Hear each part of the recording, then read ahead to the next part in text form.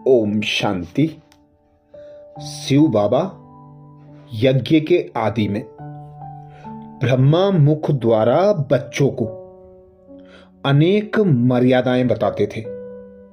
खान पान की शुद्धता के बारे में भी विशेष इशारा देते थे।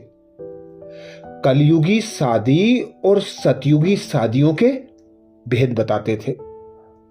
बाबा कहते थे कलयुगी शादी में खाना आबादी नहीं है। आबादी अर्थात आपके जीवन में उन्नति नहीं हो सकती, क्योंकि जब बच्चे पवित्र होते हैं, ब्रह्मचर्य व्रत का पालन करते हैं, तो उनके आगे सभी झुकते हैं। पर जब उनकी शादियां हो जाती हैं तो वे सभी के आगे झुकने लगते हैं, क्योंकि वे अपवित्र बन जाते हैं। बाबा कहते काम विकार वाली शादी खाना आबादी नहीं बल्कि बर्बादी है। जिस्मानी प्यार प्यार नहीं विकार है। काम पर आधारित संबंध संबंध नहीं कड़ा बंधन है और एक प्रकार से कुठाराघात है। बाबा समझाते कि काम विकार ही पतन की जड़ है।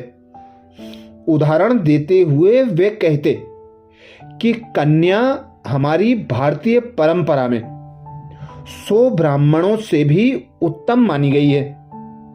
भारत में जिस दिन कन्या पूजन होता है, बड़ी आयु के लोग भी उन्हें देवी अथवा शक्ति रूपा मानकर उनके आगे नतमस्तक होते हैं।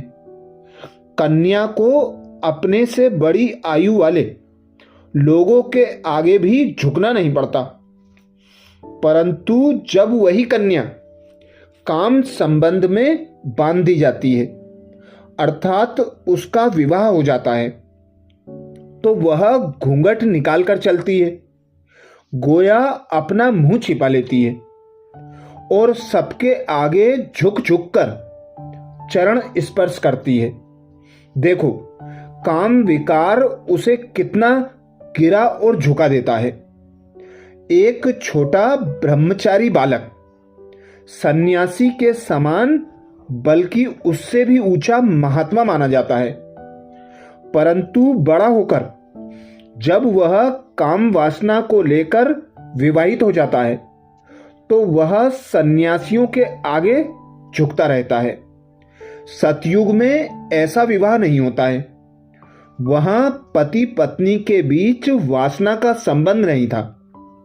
वहां संतति योग बल से पैदा होती थी।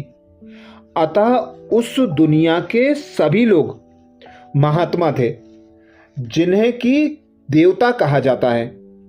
इस प्रकार बाबा ज्ञान की पराकाष्ठा पर ले जाते हुए ब्रह्मचर्य की चरम सीमा पर आसीन होने के लिए अत्यंत ओजस्वी शब्दों का प्रयोग करते थे। सतयुग में विवाह की प्रथा के बारे में बाबा कहते थे, उस समय के स्वयंवर का आज के विवाह से क्या मुकाबला है। उस समय तो लोगों के पास अतुल धन धान्य था। उन दिनों जब विवाह होता तब राजा लोग दहेज के साथ हाथी, दास दासियां और सोने चांदी तथा अन्यान्य वस्तुओं का इतना भंडार दे देते कि जिसका हिसाब ही नहीं रहता। परंतु आज तो भारत कंगाल और मोहताज हो गया है और मनुष्यों का अपना जीवन निर्वाह भी कठिनाई से होता है। सतयुग और त्रेता में एक पत्नी का नियम था, परंतु आज तो मनुष्य की दृष्टि और वृत्ति वासना युक्त हो गई है। इसलिए आज धर्मपति और धर्मपत्नी के बीच धर्म का नाता तो नहीं रहा। अब फिर शिव बाबा आकर देवीय धर्म का नाता स्थापित कर रहे हैं। इसीलिए बाबा कहते, काम विकार वाली शादी में खाना आबादी नहीं बल्कि बर्बादी है। तो सदा हमें यह स्मृति पक्की कर लेनी है कि जैसा अन्न वैसा मन होता है। जिस प्रकार से कमाया हुआ धन उसी प्रकार से हमारे शरीर पर, स्वास्थ्य पर, हमारे मन पर प्रभाव डालता है।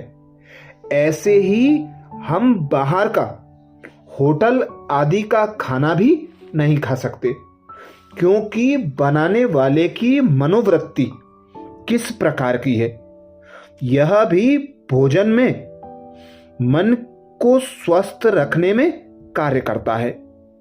जब कोई माता अपने बच्चे के लिए भोजन बनाती है तो वह यह सोचकर भोजन बनाती है कि यह मेरा बच्चा खाएगा, 2 रोटी ज्यादा खाएगा तो वह ताकतवर बनेगा। पर वही भोजन जब हम होटल में खाने जाते हैं तो वहां बनाने वाला कर्मचारी कम मेहनत लगे और ज्यादा कमाई हो ऐसा भोजन बनाता है। मेहनत कम लगे और कमाई ज्यादा हो, का खाने वाले कम खाएं, यह सोचकर भोजन बनाता है। तो यही भोजन को खाने वाले के मन पर भी प्रभाव डालता है। इसीलिए बाबा समय समय पर बच्चों को अनेक उदाहरण देकर, कठोर शब्दों का प्रयोग कर अनेक मर्यादाएं पालन करने के लिए प्रेरित करते थे। ऐसे ही बाबा शिव की बारात के बारे में बताते हैं। शिव की बारात का भी रहस्य है। चित्रकार शिव की बारात में बहुत ऊट पटांग, भयावह और टेढ़े बाके चेहरे वालों के चित्र बनाते हैं। उसमें से कई तो चुड़ैल, डायन, भूत प्रेत आदि मालूम होते हैं। इस बात की ओर इशारा करते हुए शिव बाबा बताते हैं, एक शिव ही की ऐसी बारात दिखाई जाती है, क्योंकि परमात्मा शिव सृष्टि में आत्माओं रूपी बारात में ऐसे समय दुल्हा बनते हैं जब उन आत्माओं के गुण, कर्म, स्वभाव भूत चुड़ैलों और डायनों जैसे अथवा आसुरी जैसे हो जाते हैं। वरना सब देवताओं से भी ऊंच जो परम पिता परमात्मा शिव हैं, उनकी भला ऐसी बारात क्या होती है? तो इसीलिए बाबा कलयुगी पतित दुनिया में, दुख देने वाली दुनिया में अवतरित होकर ब्रह्म तन का आधार लेकर ज्ञान के अनेक गुह्य रहस्य बताकर नई सतयुगी देवीय स्वराज्य की स्थापना ब्रह्मा द्वारा कराते हैं। अच्छा, ऐसे ही और विशेष बाबा के महावाक्य सुनने के लिए बाबा के चैनल को सब्सक्राइब करें। वीडियो को सभी भीके भाई बहनों को शेयर करने की सेवा जरूर करें। ओम शांति।